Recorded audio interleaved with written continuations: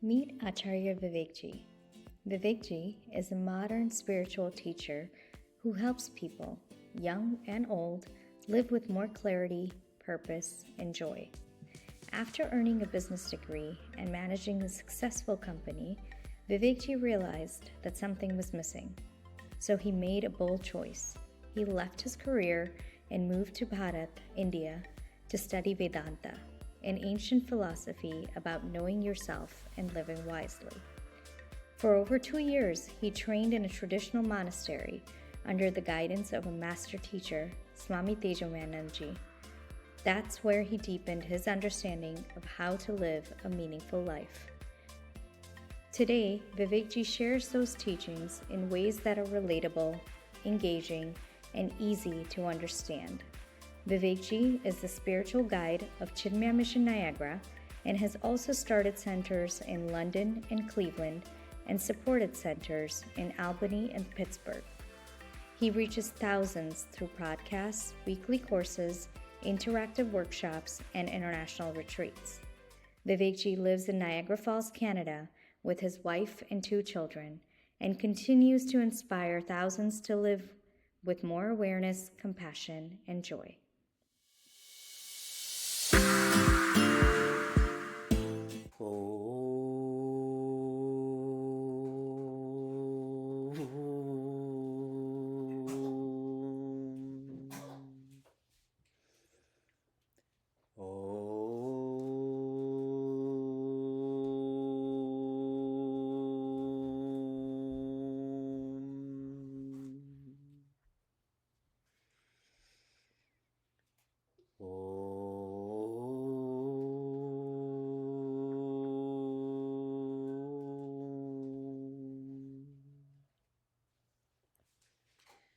Welcome to Stepping Stones.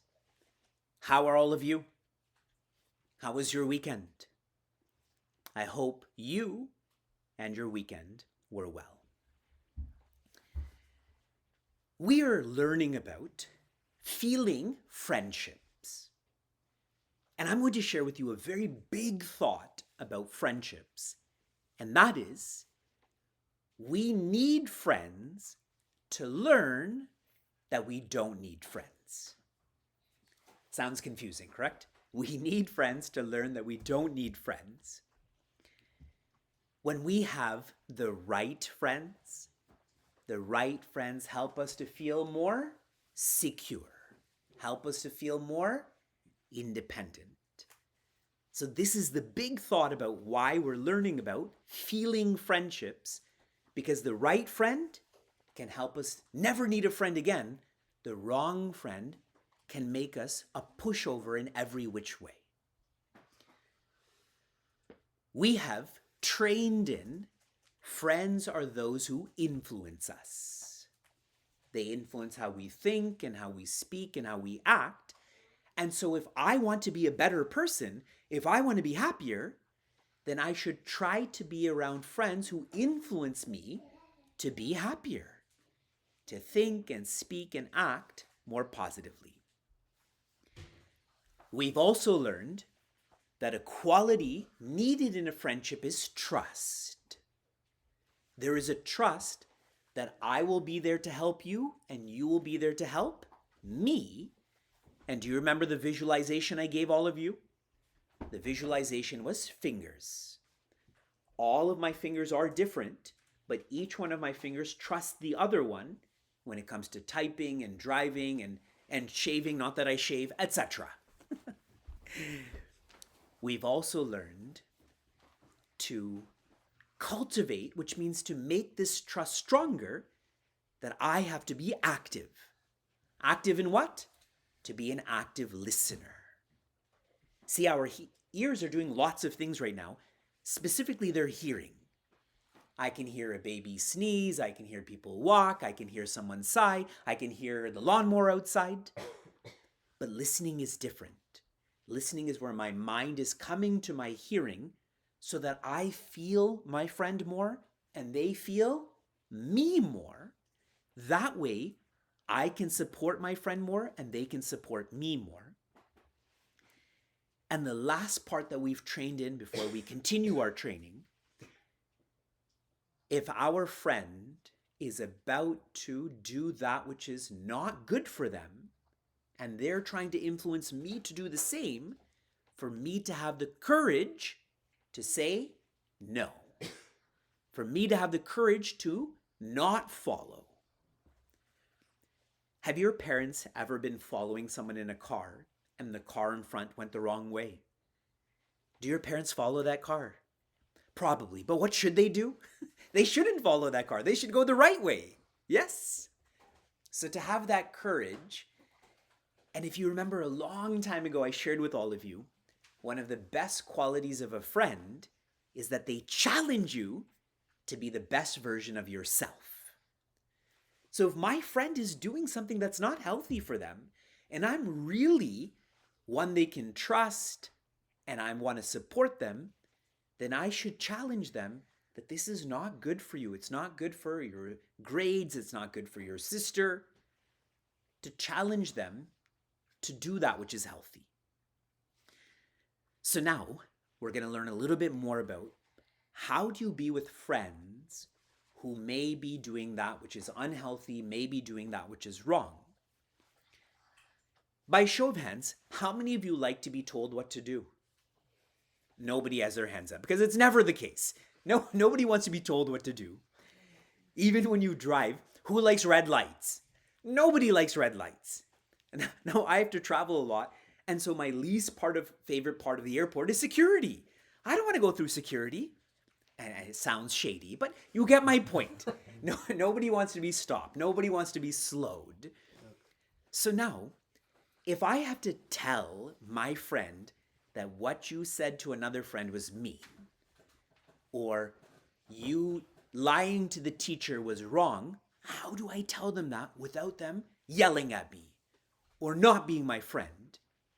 The starting point is for you to try to share with them that your intention is that you're saying this because you care about them.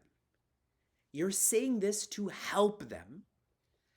Now, some of you may not know what the word intention means. Do ask your parents.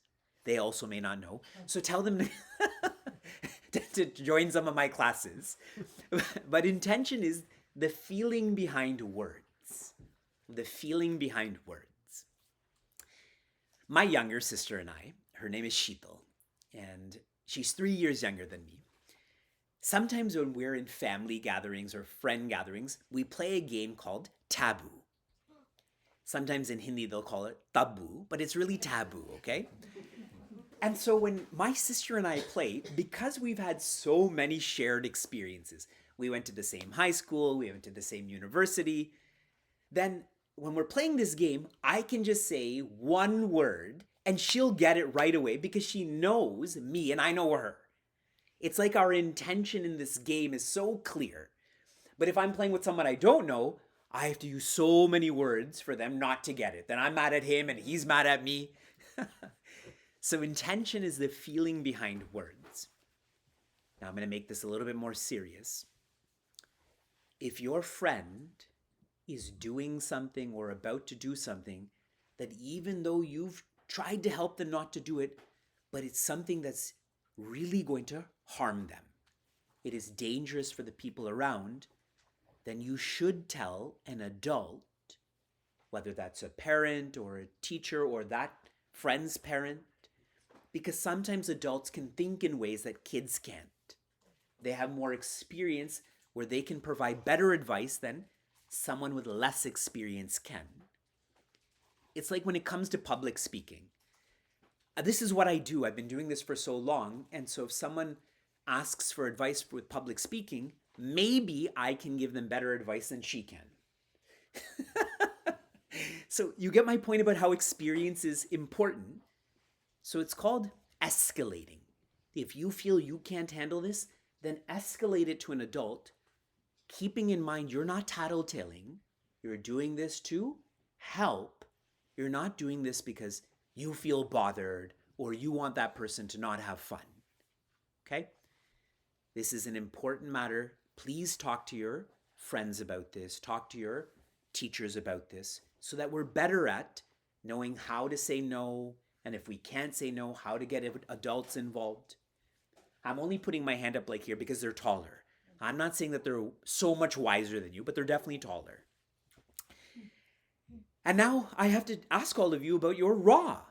Your reflection adventure of the week, the weekend, was for you to find out who are your 3 closest friends.